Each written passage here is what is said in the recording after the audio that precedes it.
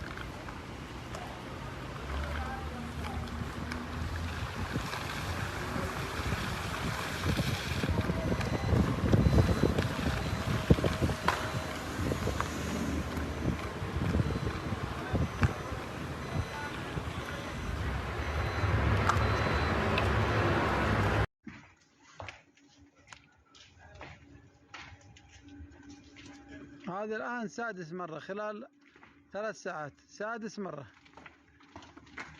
أنت آخر يا ولد يا ولد يا ولد يا ولد. لا إله إلا الله، لا إله إلا الله، لا إله إلا الله. الله يخارج، الله يخارجنا، الله يخارجنا، الله يستر على عباده. لا إله إلا الله، والله مصيبة هذا. لا حول ولا قوة إلا بالله،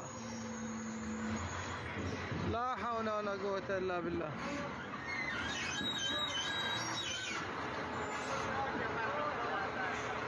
لا حول ولا قوة إلا بالله. ارجع يا ولد، ارجع ارجع يتهايل، ارجع ارجع ارجع يا ولد.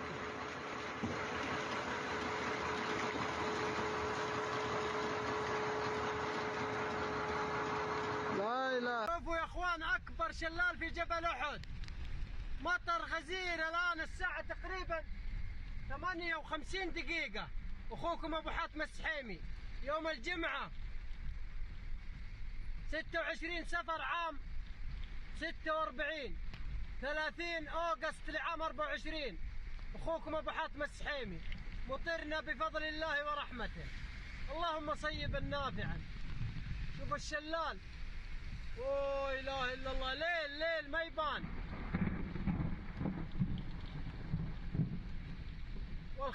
இந்த சூழல்லையும் வினோதம் அடைய செல்லும் சவுதி அரேபிய மக்கள். ஒரு சிலர் பார்த்தீங்கன்னா திறந்த வெளிகளில் போய் குழந்தைகளோடு உட்காந்துக்கிட்டு இருக்கிறாங்க. வினோதம் அடைய சென்றவர்களை ஒரே ஒரு மின்னல் விரட்டி அடித்த சம்பவத்தை தான் பார்க்குறீங்க. இந்த மாதிரி சூழலில் வெளியில் போகிறது எவ்வளோ பெரிய ஆபத்துன்றதை இதை பார்த்து தெரிஞ்சுக்கோங்க.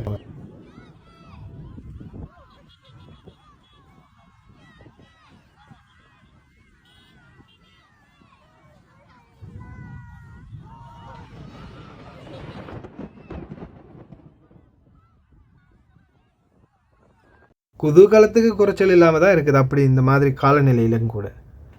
இதோ பிரபல்யம் வாய்ந்த ஜமியாவான ரவுதா ஜமியாவில் ஊழல் கண்டறியப்பட்டது. 340 طق لي على الكمبيوتر، طق على الكمبيوتر.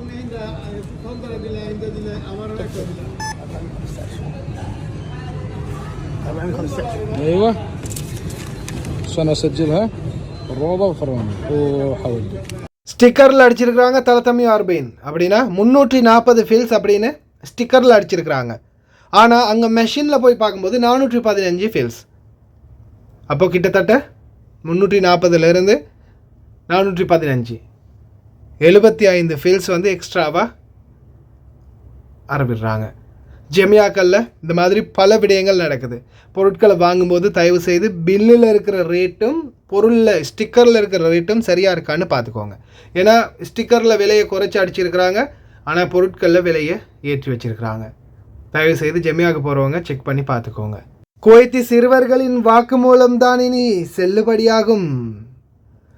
போலீஸ் நண்பர்கள், காவல்துறையின் நண்பர்களாக குவைத்தி சிறுவர்கள் ஃப்ரெண்ட்ஸ் போலீஸாக இப்போது சேர்க்கப்பட்டு வருகின்றனர்.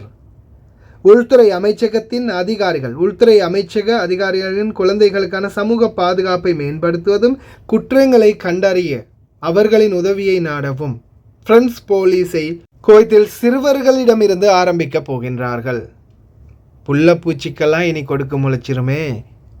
அது மட்டும் இல்லை, ரோட்டோரமாக வண்டி ஓரமாக நின்று அப்படியோ கசக்கி தட்டி எடுத்து உதட்டுக்குள்ளே வைக்கிறீங்க இல்லையா, இந்த மாதிரி முட்டாள்தனமான வேலைகள் கூட இனிமேல் பப்ளிக்காக செஞ்சிடாதீங்க அந்த தம்பாக்கு போடுறவங்க. அதே மாதிரி இனிமேல் ஒவ்வொன்றையும் அவங்க வந்து ஒவ்வொரு விடயங்களையும் சொல்லிக் கொடுப்பாங்க. இப்போ பாருங்கள், இதுதான் வந்து இவங்க போதைப் பொருளுக்கான இந்த மாதிரியான பொருட்கள்லாம் போதைப் பொருள், இப்படியெல்லாம் பாவிப்பாங்க, இதெல்லாம் போதைப் பொருள், இந்த கலரில் இருக்கும், இந்த நிறத்தில் இருக்கும், இந்த மாதிரி உபயோகிப்பாங்க. இந்த மாதிரி எல்லா விடயங்களையும் தொடர்ந்து எல்லா விடயங்களையும் வந்து பார்த்திங்கன்னா அவங்களுக்கு வந்து ட்ரைனிங் கொடுப்பாங்க.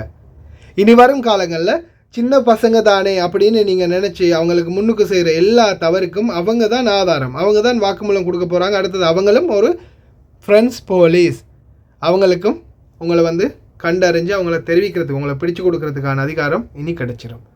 அதே மாதிரி இப்போ இந்த நாட்டை பொறுத்தவரை எல்லா சிறுவர்களுடைய கையிலையுமே ஃபோன் இருக்குது.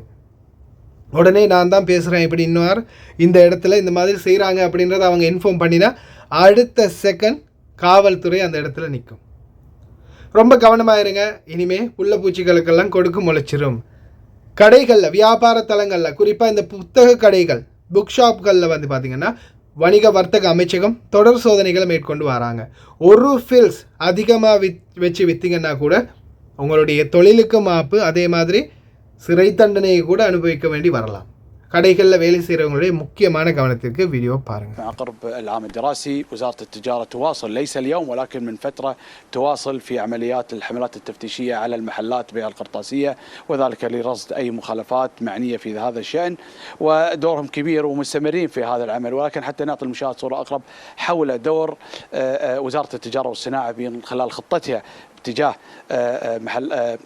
جولاتها التفتيشية على محلات بيع القرطاسية. يسعدنا يكون معنا الآن الأستاذ محمد ضاحي المطيري رئيس فريق اللجنة المشتركة في إدارة الرقابة التجارية وحماية المستهلك في وزارة التجارة والصناعة. أستاذ محمد مساء الخير. والله أستاذ نواف المخالفات متنوعة. عندك مخالفات مثلا عدم وجود بيد المنشأ أو لوحة الرد والاستبدال أو عدم وضع الأسعار، ومخالفات كثيرة حقيقة نرصدها في محل تجاري نحولها إلى جهة الاختصاص اللي هي النيابة التجارية. نعم. أستاذ محمد، يعني هناك بعض المخالفات تكون جسيمة، يعني ما هي الإجراءات؟ هل هناك مثلا إعطاء محاضر ضبط أو كتابة محاضر ضبط؟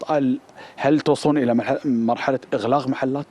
نوصل حسب المخالفة. إذا كانت مثلا غش تجاري نرصدها في محضر ضبط مخالفة وإحالتها إلى جهة الاختصاص، ويمكن يصدر عليه إغلاق إداري يعني من قبل لجنة المحاضر، يسكرونها إغلاق إداريا يعني. طيب، هناك بعض المحلات التجارية تسعى إلى تقديم عروض أو نقدر نقول خصومات، ما نعرف هي شنو اللوائح المتبعة في وزارة التجارة في حال أي أصحاب المحلات يود أن يقدم عروض للزبائن من خلال بيع القرطاسية. ما هي الإجراءات التي تتبع عندكم في إدارة الرقابة التجارية وحماية المستهلك في موضوع العروض في محلات البيع؟ لا شك أن كل محل تجاري له حق يقدم عروض أو يعمل عروض أو خصومات، بس خلال من تقديمها قانونيا عن طريق إدارة حماية المستهلك. والوزارة وفرت بالفترة الأخيرة يعني أبعدت كل البعد عن التعامل الورقي واتجهت إلى التعامل الإلكتروني. ممكن أي محل يقدم إلكترونيا على العروض ويحصل على ترخيص تجاري ما يقدر يقدم فيه العروض أو الخصومات.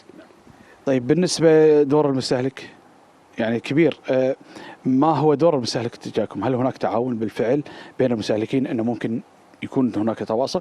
وما هي آلية التواصل بينكم وبين المستهلكين؟ لا شك تجينا عدة بلاغات يعني من إخواننا المستهلكين إذا في مخالفات تجارية مثلا أو ارتفاع الأسعار في أماكن معينة، يقدر يقدمونها من خلال برنامج سهل موجود فيه، يقدر يقدم برنامج سهل من خلال تقديم بلاغ، ويجينا البلاغ ونطلع البلاغ ونتأكد من دقة المخالفة صحتها وناخذ الإجراءات القانونية فيها. أستاذ محمد، يعني فريقكم هنا موجود في محافظة العاصمة، أيضا هناك فرق أخرى بنفس الوقت الآن تقوم بجولات تفتيشية في جميع محافظات الكويت. الخطة إلى متى مستمرين فيها؟ احنا ما عندنا وقت معين لانتهاء الخطة، بس بالمواسم يعني فترة الموسم الدراسي مثلا لا قبل لا يبدأ العام الدراسي أكيد تكون هناك خطة موضوعة من قبل الإدارة أن من خلالها نرصد المخالفات التجارية في المحلات، واستمرار الحملات التفتيشية مستمرة على طول العام يعني. ஓட்டுநர்களே, உங்களுடைய மிக முக்கியமான கவனத்திற்கு இப்போ இதில் இவங்க கேட்குற கேள்வி என்னென்னா, குவைட்டி பசங்க ஒரு ஸ்டிக்கர் ஒட்டியிருந்தா, கண்ணாடியை கொஞ்சம் டார்க்காக வச்சுருந்தா, இல்லை ஒரு லைட்டு போட்டிருந்தால் உடனே வந்து கைது பண்ணுறீங்க, உடனே பிடிக்கிறீங்க. அப்போ இந்த வெளிநாட்டவர்கள் வண்டிகள்லாம் டிசைனாக கலராக லைட் பூட்டியிருக்கிறாங்களே, இந்த வேன்களுக்கெல்லாம் லைட் பூட்டி கலராக டிசைன் பண்ணியிருக்காங்களே, இதெல்லாம் பிடிக்க மாட்டிங்களா அப்படின்னு உள்துறை அமைச்சகத்துக்கு ஒரு கேள்வி கேட்டுக்கிறாங்க. இனி வரும் நாட்களில் இந்த மாதிரி வண்டிகளில் இருக்கக்கூடிய அனைத்து லைட்டுகள் கலரான டிசைனான எல்லா டிசைனிங்களையும் வந்து உள்துறை அமைச்சகம் படிக்கிறதுக்கு வாய்ப்பு இருக்குது. இப்போவே ரிமூவ் பண்ணிக்கோங்க. அடுத்ததாக சால்மி கிலோமீட்டர் 79 தொடர்ந்துமே பார்த்திங்கன்னா உயிராபத்துக்கான ரோடாகவே இருக்குது. ஓட்டுநர்களே ரொம்ப கவனம், வேகத்தை முடிஞ்ச வரைக்கும் அந்த ரோடுகளில் குறைச்சிக்கோங்க. أنا داخل من السعودية على الكويت على طريق السالمي كيلو 79 ضربت لي مطب بالحارة الوسطى، حفرة كبيرة يعني كأنه كمين، ومو بروحي يعني معي تقريبا 6-7 سيارات اللي تأثروا يعني وتصلخت توايرهم واللي انكسر عنده الشيال، وحالتنا حالة 3 الفجر. شحنت السيارة ركبتها على ونش، أرخص ونش طلع لي ب35 دينار. أثناء ما السيارة يعني الونش راجع البيت على طريق السالمي، في شجر على يدك اليمين، في شباب رماية يعني والله حتى سياراتهم ما انتبهنا لها يعني، فحاشنا رمي بالسيارة. شوف هذا الرصاص. نتمنى من وزارة الداخلية أن تضبط المخالفين، الرماية اللي يرمون بمنطقة السالمي، مزارع العبدلي، مزارع الوفرة، الشاليهات. والله أذونا يا أخي. هذا أنا لو فاتح الجام يعني، لو عائلة وفاتحين الجام يمكن الرصاص هذا يدخل بعيونهم. الله كريم، الله يعوض علينا إن شاء الله. بس حبيت إني يعني الناشد وزارة الأشغال والناشد وزارة الداخلية. والله كريم. உண்மையிலேயே தொடர்ந்துமே நன்றிகளை தெரிவிக்கணும் நடிகர் பிருத்திவிராஜ், அதே மாதிரி அந்த குழுவுக்கும் படக்குழுவுக்கும் த கோட் லைஃப். இப்போ வரைக்குமே பாலைவனத்தில் இருக்கிற பல தொழிலாளர்களுடைய இன்னல்களுக்கும் துன்பங்களுக்கும் தீர்வுகள் மெதுவாகவே கிடைக்க ஆரம்பிச்சிருக்குது. அதே மாதிரி எல்லாரும் போய் வீடியோ எடுத்து எக்ஸ்போஸ் பண்ண ஆரம்பிச்சிட்டாங்க. பாருங்கள், எங்கள் தொழிலாளர்கள்லாம் நல்லா இருக்கிறாங்க, ஒரு பிரச்சனையும் இல்லை அப்படின்னு. இனிமேல் கஷ்டம் கொடுத்துருந்தவங்களும் இனிமேல் நல்லா பார்த்துக்குவாங்க. அதுக்கேற்ற மாதிரியான வாய்ப்பு தான் இப்போ கிடச்சிருக்குது. பாருங்கள், இந்த வீடியோ எனக்கு ஒரு சகோதரர் அனுப்பியிருந்தார். ரொம்ப நன்றி இந்த வீடியோ அனுப்பின சகோதரருக்கும். பாருங்கள், இப்போ போய் எல்லார்ட்டையும் கேட்குறாங்க, நல்லா இருக்கிறீங்களா, சாப்பாடெலாம் கிடைக்குதா, சம்பளம்லாம் கிடைக்குதா, எல்லாமே நல்லபடியாக இருக்குதா அப்படின்றத இப்போ செக் பண்ண ஆரம்பிச்சிட்டாங்க ஒவ்வொரு பாலைவன தொழிலாளர்களுடைய முதலாளிகளும்.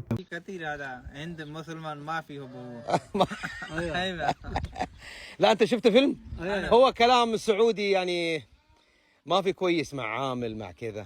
لا هذا هو يضرب، هو ما يعطي فلوس، هو هذا مجنون بالله. ايوه هو لا أمانة. أنت كم سنة؟ علي 9 سنة. وأنت كم سنة يا لونج؟ انا 5 سنة. 5 سنة. ايوه وأول أخو ايوه اخو قبلك. قبل اخو. نفر كويس ولا ما في كويس؟ أمانة. ايوه امانه. فلوس 100 ايوه 100 الحمد لله. راتب على طول. نفر سعودي أكل معك سوا ولا ما في أكل سوا؟ ايوه كثير. يجلس غرفة حقك فوق ولا ما يجلس؟ ايوه يجلس. طيب غرفة حقك ذاك في مكيف ولا ما في مكيف؟ أمانة. ايوه مكيف. في ثلاجة؟ ايوه كل شيء في سرير؟ أيوة. من جيبه أنت ولا أنا؟ انت أنا أجيبه. وكهرب وكل شيء. ايوه صح؟ تيجي انت على طول ودي. هذا هندي قرقر، هو قرقر. هذا هندي هو مجنون ممكن.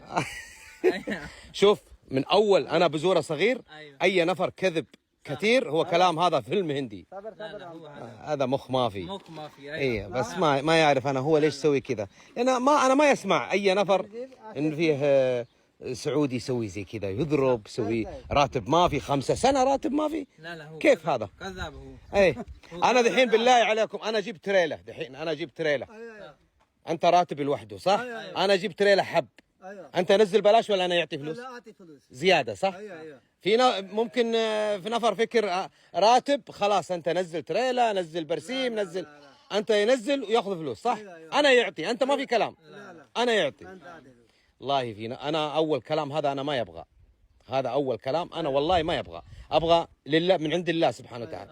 لكن دحين هذا قرقر كثير هندي، هذا ممكن في نفر فكر سعودي كله زي كذا. لا هندي ما في كويس. مخ ما هند كل شعب هندي كويس، لكن هذا نفر ما في كويس. يعني اذا كان قرقر هذا عماني ممثل، نفر عماني هذا ما في ممثل ما في كويس، لكن نفر ثاني عماني 100 معلوم. ما واحد يغلط، واحد باكستاني غلط، كله باكستاني غلط. لا ما في غلط. ايوه يا سلام. واحد سعودي يغلط، كله نفر يغلط.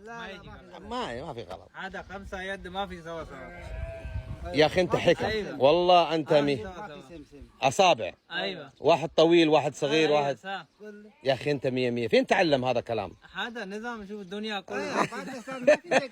மிகப்பெரிய ஊழல் பெருச்சாலியாக வலம் வந்து கொண்டிருக்கின்றார் மனுஷ நாணயா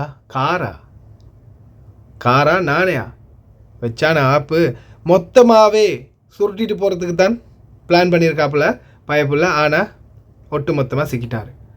இது வரைக்கும் எக்ரிமெண்ட் என்ற பேரில் ஒவ்வொரு டீலிங்கும் வேறு வேறையாக தனிப்பட்ட ரீதியில் நடந்திருக்குது.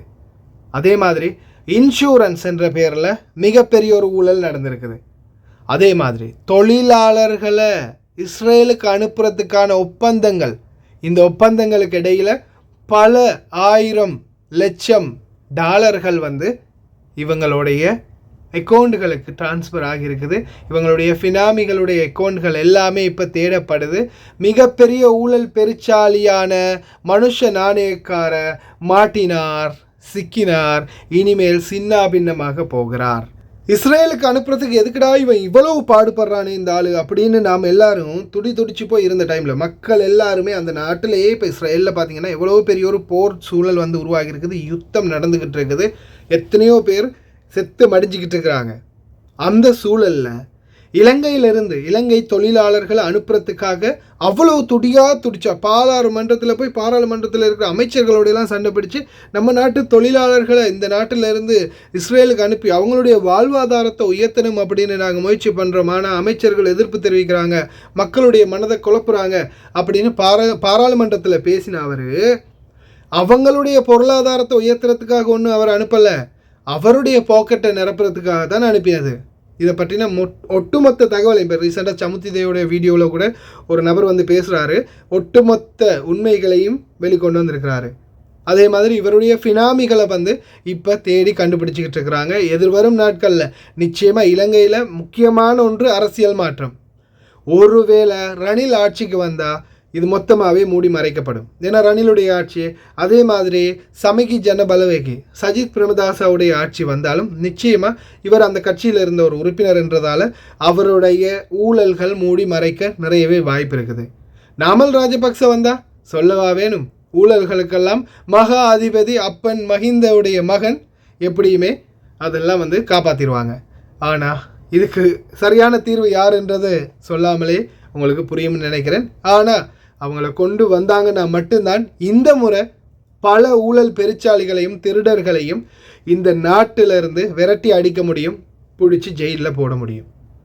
இன்னைக்கு வரைக்கும் முக்கியமான ஒரு பிரச்சனைனா, இப்போ இந்த முன்னாடி கூட அந்த போன வீடியோ, இப்போ நம்ம 2 பேர் சகோதரிகள் இறந்து போனாங்க, அவங்களுடைய இன்சூரன்ஸ் பணத்தை பெற்றுக் கொடுக்கறதுக்காக 2 முக்கியமான குழுக்கள் வந்து நாங்கள் அணுகி இருக்கிறோம். அவங்க இதை பெற்றுக் கொடுக்கறதுல மும்முரமாக இருப்போம் அப்படின்னு தெரிவிச்சிருக்கிறாங்க. அதே போல் நம்மளுடைய தொழிலாளர்கள் இந்த நாட்டிலிருந்து இன்னைக்கு வரைக்கும், இப்போ உங்களுக்கு ரீசெண்டாக கூட நான் ஒரு வீடியோ போட்டிருந்தேன், பீரோ கட்டிட்டு வாரீங்க, பீரோ கட்டுறதுக்கு வெறும் 18,200 ரூபாய் தான் பில்லில் அடிச்சிருக்குதுன்னா, ஆனால் அவங்க அறவிடுற கட்டணம் எவ்வளோ, 22,500 ரூபா, 23,000 ரூபா, 24,000 ரூபா, அதை விட எவ்வளவோ அதிகமான ரேட்டை வந்து அறவிடுறாங்க. அதே மாதிரி ஒவ்வொரு இடங்கள்லையுமே பாஸ்போர்ட்டாக இருக்கட்டும், வீசா எடுக்கிறதா இருக்கட்டும், மெடிக்கல் எடுக்கிறதா இருக்கட்டும், ட்ரைனிங் போகிறதா இருக்கட்டும், இப்படி ஒவ்வொரு இடங்கள்லையுமே அதிகபட்ச கொள்ளைகள் நடக்குது. ஆனால் இந்த கொள்ளைகளில் பாதிக்கு பாதி இந்த அமைச்சர்களுடைய வயிற்று பசிக்கே போய் சேருது. அதே போல் தான் இந்த நாட்டில் இருந்து இப்போ நீங்கள் பீரோ கட்டி வாரீங்க, இன்சூரன்ஸ் கட்டி வாரீங்க. இன்சூரன்ஸ் மெயினான ஒன்று இன்சூரன்ஸ். இப்போ இந்த ஏஜென்ட்டுகளில் வந்து இன்சூரன்ஸ் போடுறாங்க.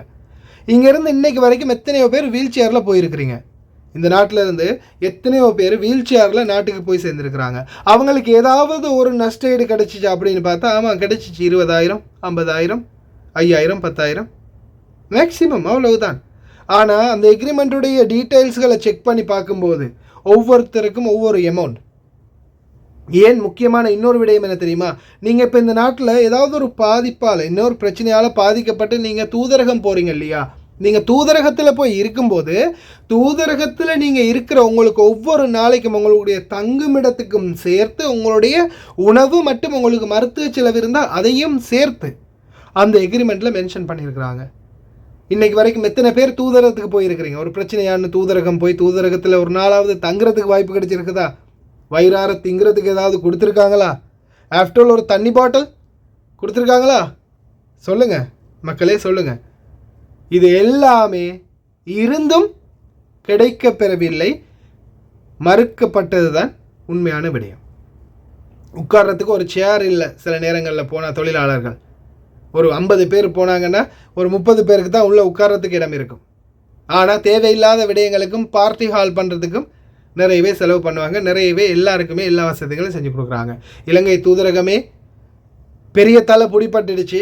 எதிர்வரும் கால அரசியல் மாற்றம் எந்த மாதிரியான சூழலை கொண்டு வரும்னு தெரியாது.